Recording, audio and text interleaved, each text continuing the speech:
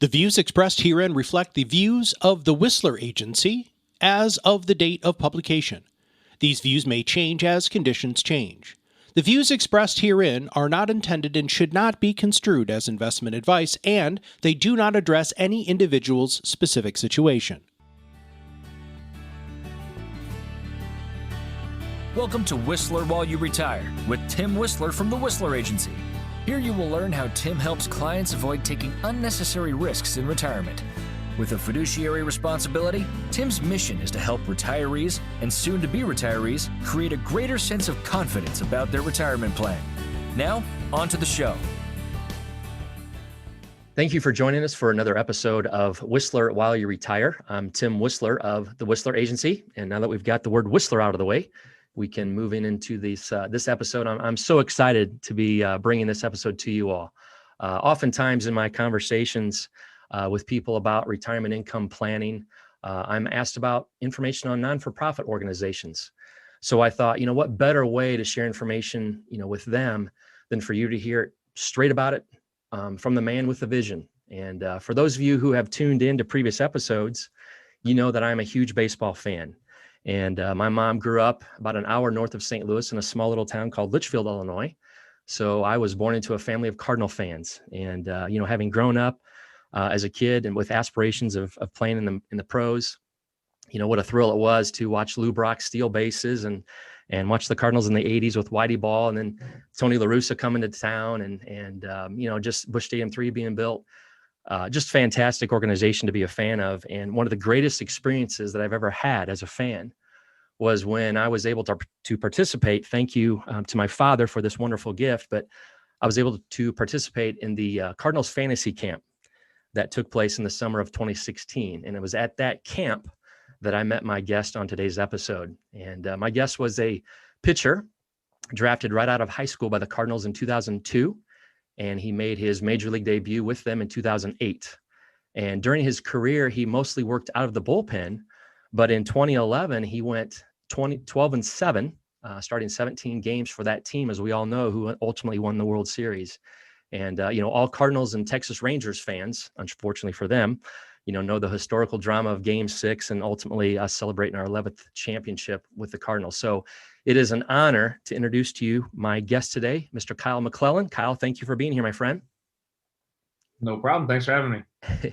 So Kyle graciously accepted my invitation to join me as a guest, again, to talk about what he's been doing with his time away from baseball. But before we get to that, I wanted to open it up, Kyle, for you to kind of share some, your life, about what it was like growing up there in St. Louis, cheering for the Cardinals, dominating high school baseball, and, leading everything up to the draft. So share us a little bit about, what that was like for you.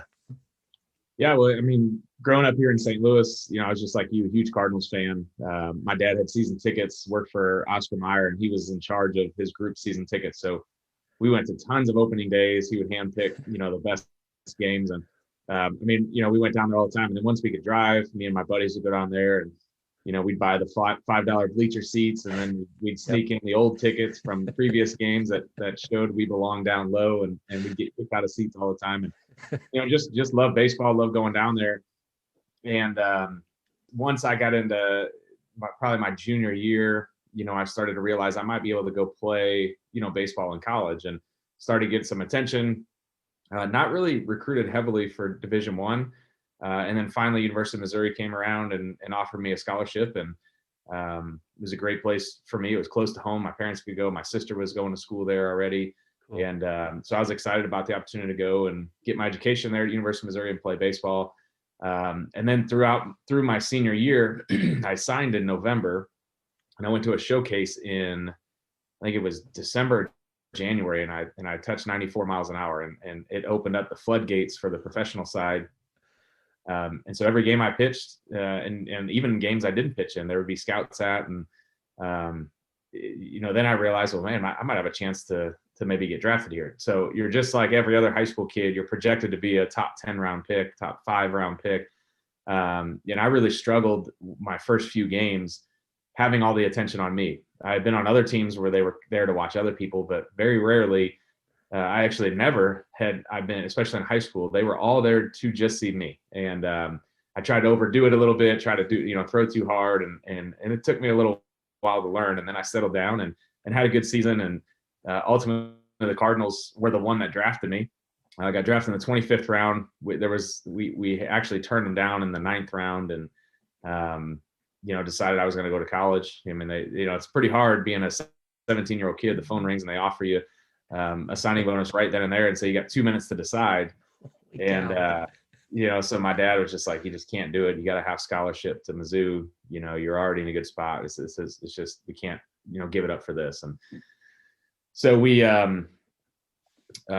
went to, so they said, we're going to draft you in the second day and see what happens. And so they drafted me there, ended up not having they had a 5th round catcher not signed. And so they ultimately, I kind of flipped into that 5th round spot. And it was a tough decision, being 17 and trying to figure out, do you sign professionally? Do you go to college? Not knowing what lays ahead, and made that decision that I thought my best opportunity to make it to the major leagues would be to go straight into professional ball with the teaching and coaching and development and go from there. So took a chance, signed there, really struggled the first couple of years and just trying to figure out who I was as a pitcher. You go from walking on any field in high school to being the best pitcher out there and, facing kids that have no business facing the guy throwing 90 miles an hour to, guys coming out of polished universities that 90 miles an hour is like BP to them. And so I really had to learn on the fly how to pitch and who I was as a pitcher, what was going to make me successful. And it took quite a while. And then I had Tommy John surgery, spent 22 months in rehab, trying to get back from that after 2 elbow surgeries. And when I came back, it finally clicked and it went quickly from there. I went to high A ball for a month and pitched really well, got promoted to double A. I had never been above low A and I struggled at low A and just got an opportunity and went to double A, pitched really well and went to the Arizona Fall League for a little bit until I got married. And then the next year came into big league camp and couple injuries. I was pitching well and I ended up making the team. And so I'm 23 years old, getting ready to come back for opening day here in St. Louis, my hometown, and, get to make my major league debut on that opening day, which everybody that's from St. Louis knows how big of a deal opening day is. So, all my friends and family were there and everybody's watching. And so to make my debut there, everybody asked the highlight of my career. That's definitely the highlight. The World Series is great. Don't get me wrong, but everything that goes into, all the people that sacrificed, all the people that took you to practice and all the balls my dad threw to me and played catch and all that. And then to have that debut and be able for them to be there and celebrate it with me was the highlight. And then from there, I never went back. I thought I was going to be there for just a little bit until they had some guys come off the DL. I'd never pitched in AAA and I didn't know if I could cut it. I didn't know if I could pitch at the major league level. And Tony threw me in situations where I got to go out and prove myself, which for a young pitcher, especially just my mentality, I love that. I don't want to pitch those 10-run games. I want to be there when the game's on the line. And if I'm not made out for it, if I'm not ready, we'll know soon. But if I am ready, these are the roles I want to be in. So I did that for 3 years. And then, like I said, 2011 went in the rotation when Wainwright had Tommy John. And, what a great year that was. Ultimately, it ended up being the end of me, though. Having that innings, that spike that I had, it took a wear and tear on me. And I was never the same after that year. Halfway through that year, actually, it started to kind of catch up with me and ended up the next year having a surgery, which led to another one, which led to 2 more and the end of my career. So it didn't end pretty, but it usually never does. There's very few people that ever get into the game that get to exit the way they want. Professional sports is unique in that way. I think in a lot of business settings, people get to set the exact date they want to leave, and they get to line things up financially and do all that. For us, you don't know. I mean, you literally, every time you go out there, there's a chance that could be the last time. And, so I ended up playing about 5.5 years, went to the Texas Rangers after my time in St. Louis and great organization. Just, I wasn't healthy. It was a struggle for me and tried to come back after that. And I realized I couldn't come back when I had a scout that actually was the scouting director when I was in high school. And he's here local. And I called him. I said, hey, can you meet me out here at this high school and put the gun on me? I want to see where I'm at. Sure. You've seen me in the minor. You've seen me in high school. You've seen me in the minor leagues. You've seen me in the major leagues. I haven't let anybody see me, but I want you to take a look at me. And I was throwing 71 miles an hour, 78 miles an hour. And I thought I was close. And I realized at that point, It's just not going to work. And it hurt. Ended up having 2 surgeries after that and to get it kind of cleaned up. So it was, it was a great run. I was 28 and retired and trying to figure out what's next. And, you look back and, I spent 12 years in the Cardinals organization, grew up. We went from a kid to a man in the organization, learned a ton, through all those people and coaches. And, and I'm still really fortunate to be here in St. Louis, still be very involved with the team and organization, do a ton of stuff for them on the alumni side and on the corporate side and appearances and things like that. So I still get to go down there and hang out at Busch Stadium and get on the field every once in a while. And I do some radio stuff too with KMOX. So I get around the players. Usually this is the first spring training actually in 16 years that I haven't been down there. We made the decision this year. We sold our place down there and with our kids, we're staying here. We used to go for 3 months. So now we're hanging out and, hopefully still do some radio stuff this year as hopefully this coronavirus thing dies off and we get back to normal. Yes, I hope so too. You were walking us through the minor league experience, and something that you had said triggered a thought. We were talking a little bit before we came on the air, talking about your time with Peoria, and the Peoria Chiefs are just literally 15 minutes from my house. Mm-hmm. And I mean, I remember going to those games, and again, at that point, you don't really know when you're watching all this talent on the field. A lot of times you don't really know who's going to make that next promotion to high A, then double A and go on to the Cardinals. But, Yadi came through here, Albert came through here, then the Peoria Chiefs were a Cubs organization for a while, which was hardly ever went to games then, for whatever reason. But, then when they flipped back over to the Cardinals, but, during your time in Peoria, Kyle, and even just in the minor leagues, the ebbs and flows that you went through, who did you kind of lean upon to kind of get you through those times, to keep you focused, to hopefully get to that next level? Really, it was myself. Really, you got coaches that are there, and I really struggled in Peoria. I had a hard time, getting through there. Pop Warner was the hitting coach there, and I know Pop from St. Louis. We worked out in the off season together. He gave lessons at my dad's batting cages, so I knew Pop. But it's hard, when you're going through it there. You're with your coaches all day, every day, and sometimes you just got to say, hey, what I gotta do this myself, because I was there. I was there in 2004, and then I went back, when they flipped to the Cubs, I went to Quad Cities the next year in 2005. That's right. When the Cardinals switched affiliations there. Yep. And struggled there, had the same coaching staff, same pitching coach. And, Al Holland was a pitching coach of mine in rookie ball that really was great for me. Mm-hmm. He was kind of like that father figure. And for a 17-year-old kid that's coming out of high school away from home for the first time, man, you kind of needed that. And, so he was a guy I would talk to, here and there. When I went through rehab, he was down there in extended spring training and helped me. But when you're there, when you're in the season, you're kind of on an island. You're out there by yourself. You got to make the changes. And the minor leagues is a lot tougher than the major leagues, I would say, in terms of that, because the coach is trying to develop all of his staff. Yeah. He's trying to put in time with everybody. At the major league level, there's really not. There's no time for development. If you're not there, they're not going to babysit you. Either you can do it or you can't. In the minor leagues, they know, like, hey, we're stretching here.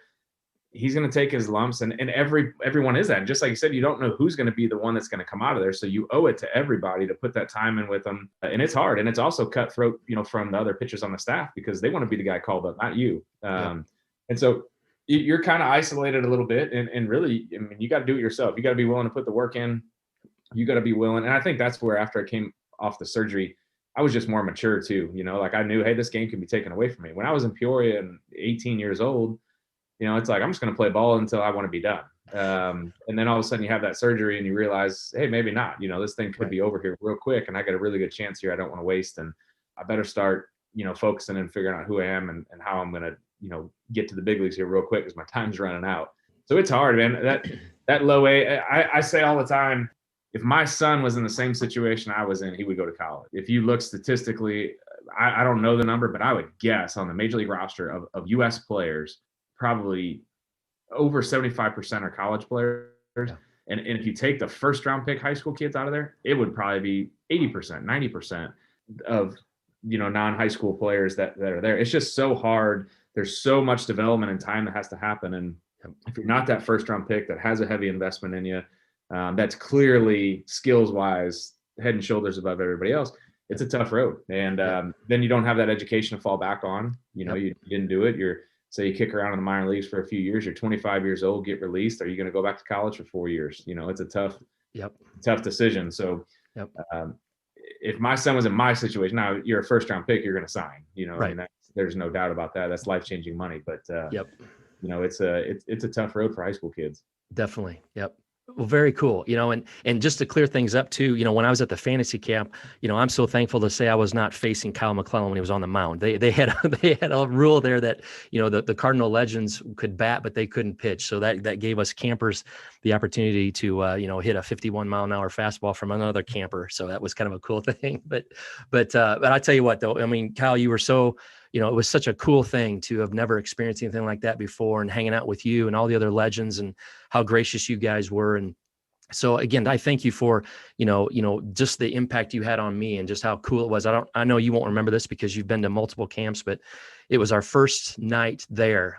It was, we had that Thursday night, and then we had the first dinner on that Friday night, and we were standing there in line, and my dad was with us, and he pulled out the picture that he had taken of Stan Musial when he was being recognized for his 3,000th hit there at Sportsman's Park. He had done it in Chicago and came back, and we're standing there in line, and my dad's showing you the picture, and you're like, that is so cool. And you're talking, and I just looked at you and said, hey man, thanks for doing this for us. I mean, it was the coolest thing that, a bunch of us no names can get together, and you just put your hand on my shoulder. And you're like, Tim, it's we're happy to do it. And he goes, and you're part of the club. And, That's why we're here. and I thought that was the coolest thing, brother. So I appreciate that. But, those camps we enjoy those camps more than you guys do, just getting back around, putting the uniform on. And, I think it's awesome that people pay to come to these camps to have the experience and to want to do that and to want us to be there. And the Cardinals obviously do a great job. I haven't been to any other fantasy camps, but I would bet money that there's not an organization that does it the way the Cardinals do. And so for us, shoot, I'd circle it on my calendar. I can't wait. I totally agree, man. I tell you, that was, when I signed up for that thing, they're asking about measurements for my jersey and my number, my walk-up song. And I'm like, are you kidding me?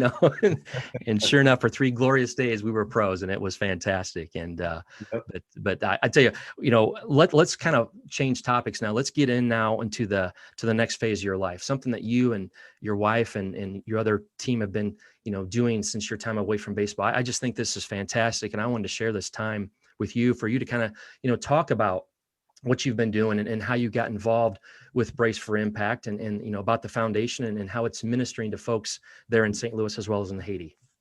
Yeah. So we, my wife and I, during our time playing, always wanted the opportunity to get involved in a charity and give back. I was born in St. Louis, raised in St. Louis, won a World Series here, and knew that was the height of my platform, if we wanted to do something. We looked for 3 years. My dad had just retired. And so we went over there and met with him, and I put together proposals like, hey, why don't you run our foundation? We want to do this family foundation. And it just wasn't the right fit. Then we looked into us, doing something and supporting another charity, not doing our own, and we couldn't find it. And that's really what led, I guess we did that first. That's what led us to maybe we start our own. And, I don't suggest everybody just go out there and start a charity. It's, there are some amazing ones out there. It was just for us, we couldn't find that. We couldn't find that thing. We couldn't find that. And thankfully, our family had been healthy up to this point. A lot of people get in because they lost someone due to something, or, there's something that they're passionate about because it happened to them or their family. And thankfully we didn't have any of those situations. I knew I look at our giving just like investments. And so I just wanted the best return on my investment. I didn't just want to do it just to do it. And I didn't want to put my name on something and have somebody run it that wasn't done well.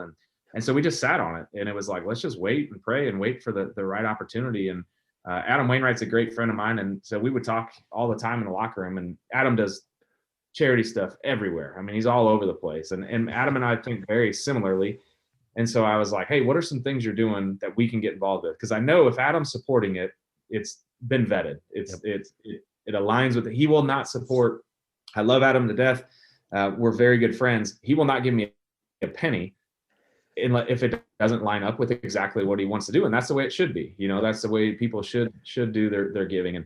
And so I knew that if he was doing it, it was a safe bet and a great organization.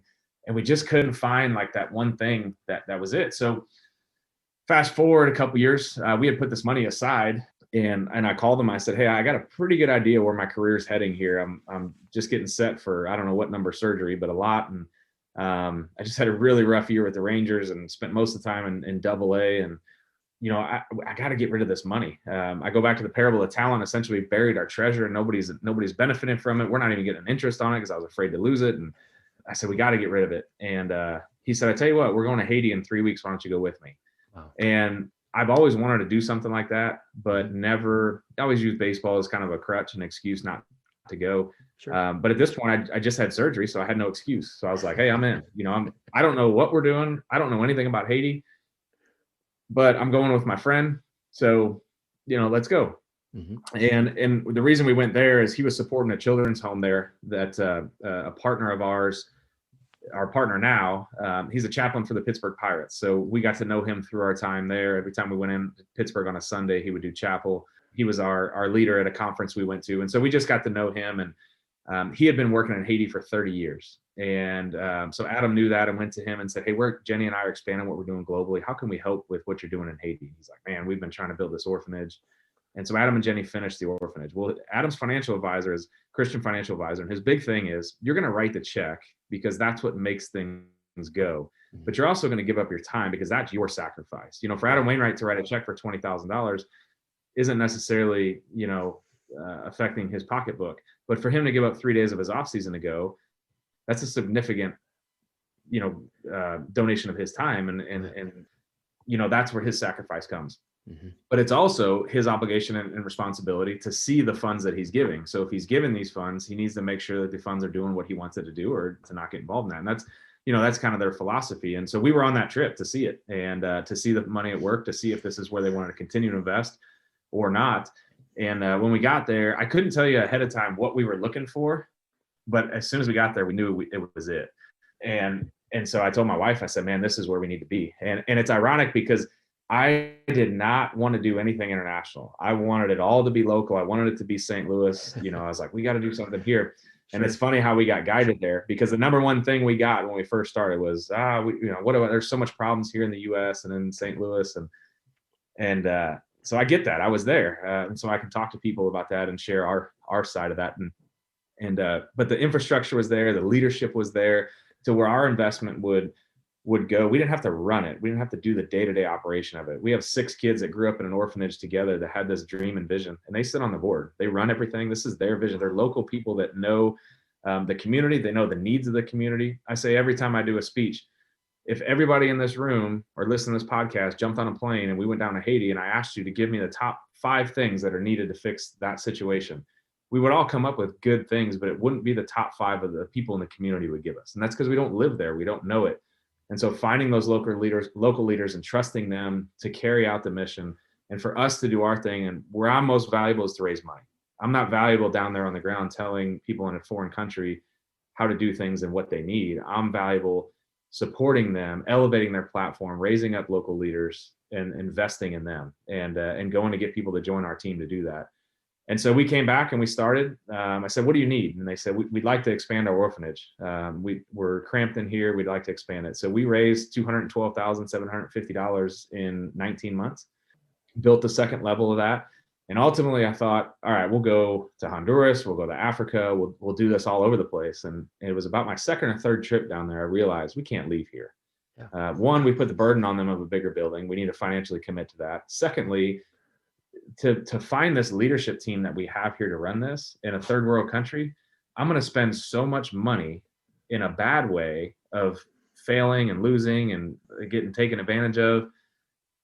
I owe it to our donors and our investors to give them the best return on their investment, which is right here. And so how can we take this and expand on this and really help elevate this leadership team? And so we've built an orphanage between Adam and Jenny, our charity, and our partner. We're a 3-headed monster, I say.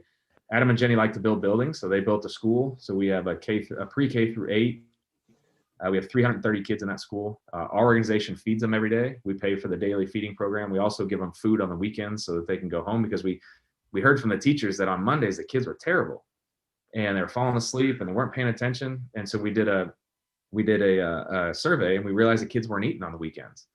And so that their meals they were getting at the school was the meals they were counting on. And so Saturday, Sunday, they weren't eating. So then we came up with a weekend feeding program where we give them backpack meals they can take home, and it increased attendance, it increased their grades and the way they're paying attention. We have a kid that grew up in the orphanage that became a doctor. He went to 7 years medical school and said, I want to come back and serve my community. He's on our leadership team on the board. And so Adam and Jenny built him a hospital. There's, I don't know, they see 1,000 people a month. I don't know how many people are on staff. It creates so many jobs. They'd had 114 babies delivered the first year there, no fatalities in a community that infant fatality rate's 38%. Clean drinking water for over 40,000 people, 1,100 toilets we put in the communities in different homes. There's a vocational school that just opened up, and we got, you know, some other plans. There's a high school in the works, and some transitional housing for the kids at the orphanage. But it's been an awesome ride. I've learned so much. I've met so many amazing people. And then 2 years into it, we said we got to do something here local. We need to do a St. Louis component to this. And so we came back and found we took what we learned in Haiti and wanted to replicate it here. And we knew that started with local leadership. We found a great leader that's from the community, as a pastor of a church in the community. And we wanted to go to the inner city. We wanted to go to North City, St. Louis, in one of the toughest areas, but knew that we couldn't be the vehicles to do this. We couldn't come in there and start telling people of that community what was going to happen, what they needed. Is the same as Haiti. So we support him. He's a young future leader that we recognize, like, man, if we could just give him the opportunity and get him going, he's going to do amazing things. And we started with he said the biggest need in the community is safe, stable housing. And what he means by that is people on average move 3 to 4 times in that community. When you're doing that, the kids are hopping into different schools and finding different friends. And the kids need stability. You know, you think about in your family and my family, yep. If we're constantly moving my kids around and putting them in different scenarios, it's hard for them to be successful. Yep. And so we buy these houses that are run down and dilapidated that are eyesores for the community. We rehab them with all local contractors. We don't do any volunteer work. We hire all local contractors. We've created jobs on each house, creates about 40 to 50 jobs, and we hired about an 80% minority rate. And so what we want to do is say, look, we want to allow you to be a part of this transformation in this community. We want you to benefit from this.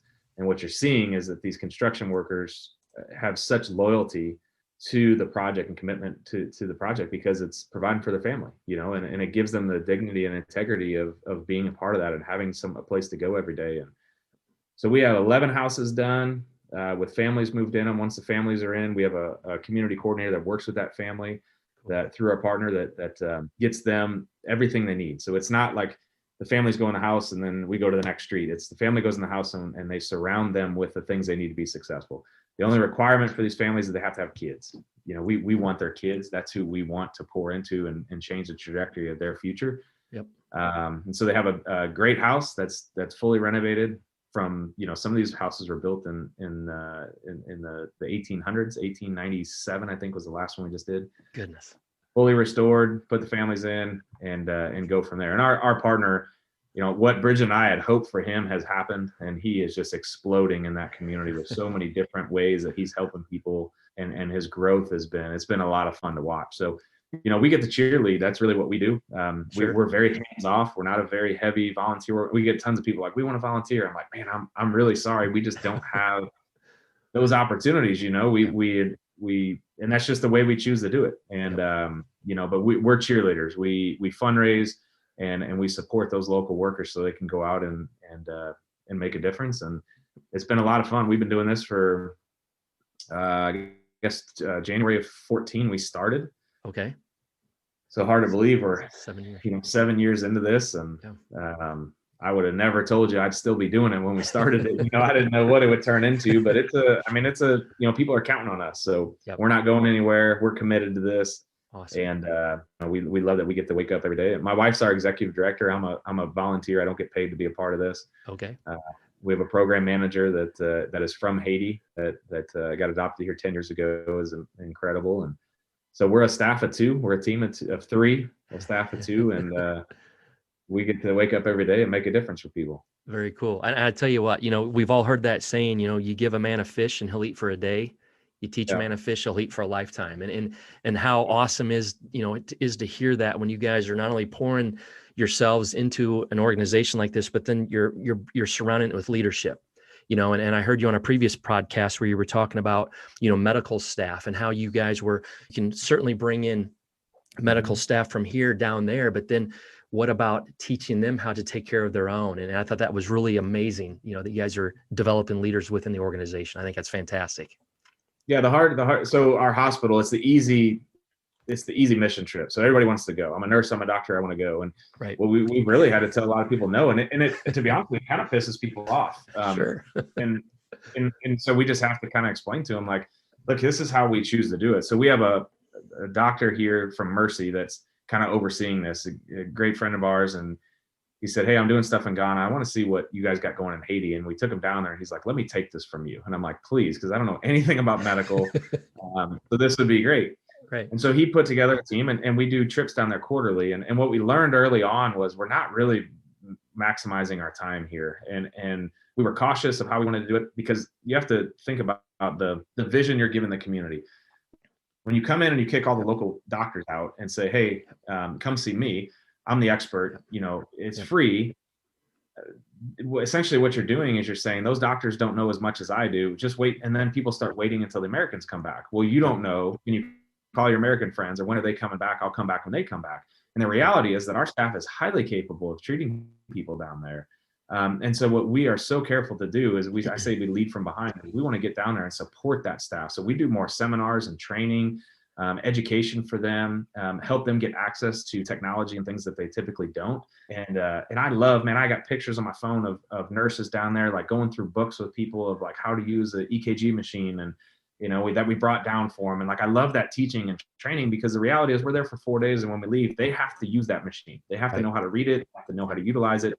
They have to know how to, provide care for those people. And we've done it, and we still do. We go out and we do the deal where you see, hundreds of people a day and treat them. And what we try to do is select one area. So we're seeing the same people over and over and over, instead of going to, you could set up mobile clinics everywhere. Sure. And people are going to show up and you'll be there all day and you'll feel good because you saw a lot of people, but it really doesn't change anything. Right. We can change things by educating and training and empowering our local staff to go out and do this every day. And this is really our strength through this whole pandemic. I haven't been there. I'm going in 3 weeks for the first time, and everything's fine. It has run because of the fact that we have leaders there. Our hospital still runs. They don't need us down there. The school has still run. They don't need us down there. They don't need us to hold their hand. They're totally capable of doing it. They've had to make changes because we financially have forced them to make changes, just with it being a down year. But the reality is we've done a great job of rising up leaders, and that it's allowed us to be successful through this stretch here. I won't say, I guess successful, but we've made it. We're still there and running, and things are still going, where there's probably a lot of places that aren't, because they haven't had those leaders built into the program. Yep, absolutely. And you alluded to it before. Have you heard anything about what's been going on down there with COVID? I mean, did it affect anybody on the health side of things? When they first came out, they said 10% of the population would die, and it was like, oh my gosh, this is like, I can't even. It's gonna be over 1 million people are gonna die from this on this little island, right? Because everybody down there has underlying health issues. Right. And so that would be devastating.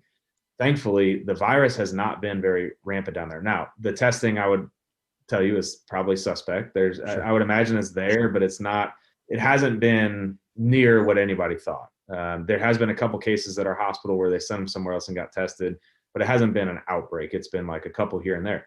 And that's because people aren't traveling. Yeah. So our concern is, we start going down there, and then all of a sudden this virus does it. So we're only taking people that have been vaccinated, so that we're, people that are safe to the community, people that we engage with. We won't probably on this trip have a ton of interaction with the kids at the orphanage, which is going to be tough. I haven't seen them in a year, but we're going to be, real careful on this and make sure. It's going to be a big trip for us because it's the first time we've been on the ground. And so it's going to signal to the community, we're still here. Yep. We haven't left. We haven't forgot about you. We're still here. I'm interested to see what their reaction to us is, because, this is I'm getting messages from them like, hey, what's going on there? I hope you guys are safe and doing okay. Like the things they're hearing about us, it's funny because it's flipped. We're the problem right. In this situation, which usually isn't the case. Right. Yep.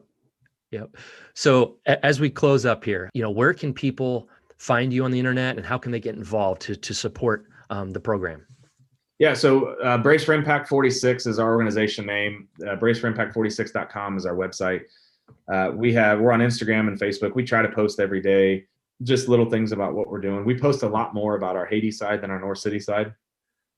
Strategically, one, and two, just content wise. Sure. But we're equally passionate about both programs. It doesn't change anything on that. A couple ways that people can jump in and support. We on the Haiti side, we have a couple cool programs. We have our child sponsorship program, which we're really trying to beef up this year. You can jump in at any dollar amount. We have some recommended dollar amounts of like $35 a month. It costs $208 to take care of a kid per month. It's $2,500 a year, so $208 a month.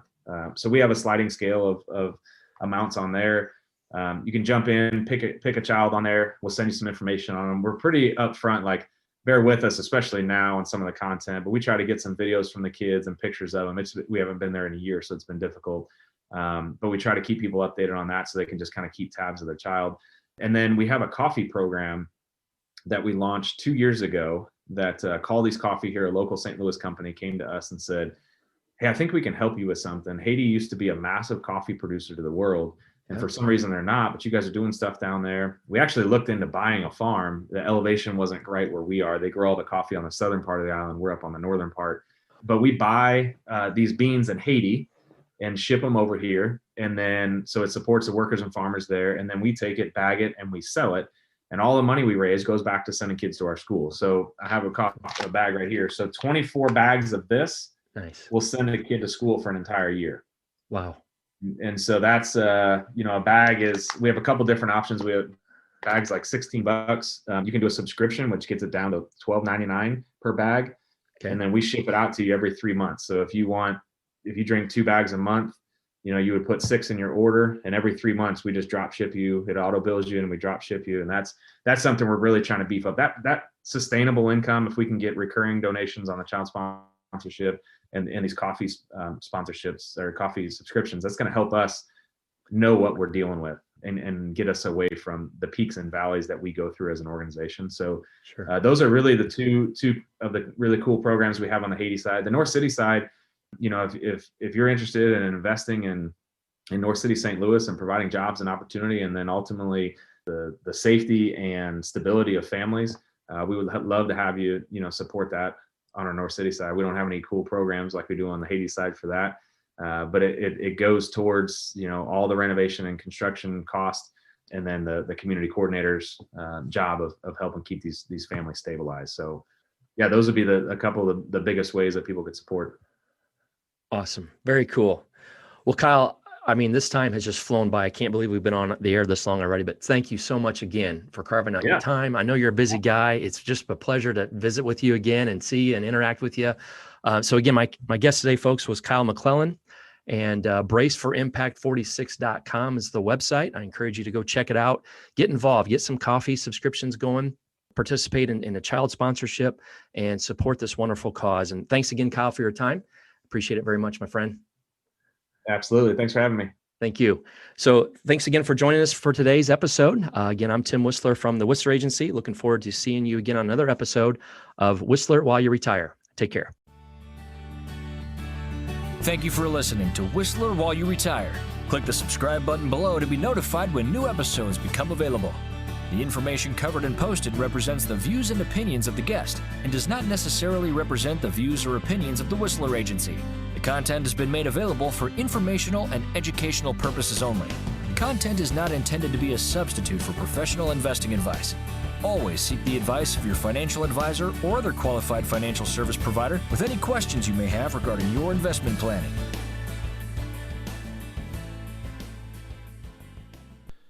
Investment advisory and financial planning services offered through Simplicity Wealth LLC, an SEC-registered investment advisor.